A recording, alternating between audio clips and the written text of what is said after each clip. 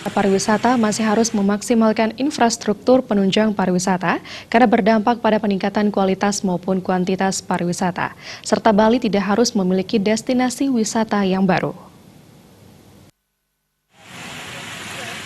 Menurut pengamat sosial, Made Priyadarsana, selama puluhan tahun infrastruktur penunjang maupun hasil dari pariwisata cenderung berada di wilayah Bali Selatan. Namun itu pun telah dihibahkan ke wilayah kabupaten lain. Wilayah pariwisata lain selain di Bali Selatan juga merupakan daerah penyangga objek pariwisata. Hasil dari pariwisata diharapkan berdampak pada tingkat perekonomian masyarakat Bali khususnya. Kedepan infrastruktur penunjang pariwisata harus lebih ditingkatkan, termasuk promosinya. Para agen pariwisata harus mempromosikan wilayah selain Bali Selatan.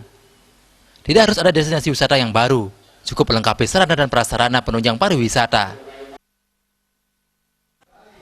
Nah, kalau melihat dari hasil pariwisata selama ini ya, selama puluhan tahun juga di Bali, kemudian peningkatan kualitas infrastruktur yang ada di Bali sekarang ini kan lebih cenderung bahwa pembangunan fasilitas pariwisata ada di Bali Selatan ya, ada Badung, Tabanan, Gianyar, dan Denpasar, sehingga tidak masuk kepada bagaimana membangun seluruh infrastruktur dan fasilitas pariwisata di seluruh Bali.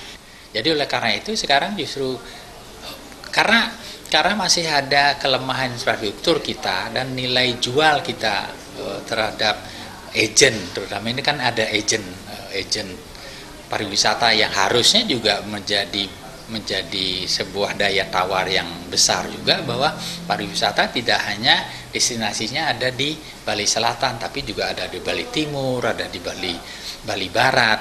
Nah, fasilitas-fasilitas ini yang harusnya juga tidak saja dilakukan destinasi baru, saya kira cuma pembenahan, melengkapi semua sarana prasarana pariwisata yang ada, yang ingin kita kembangkan lebih banyak di Bali Barat, Bali Utara. Kedepan diharapkan hasil dari pariwisata bisa dinikmati oleh seluruh masyarakat Bali, sehingga dengan meningkatnya perekonomian, diharapkan dapat menurunkan angka kemiskinan di Bali.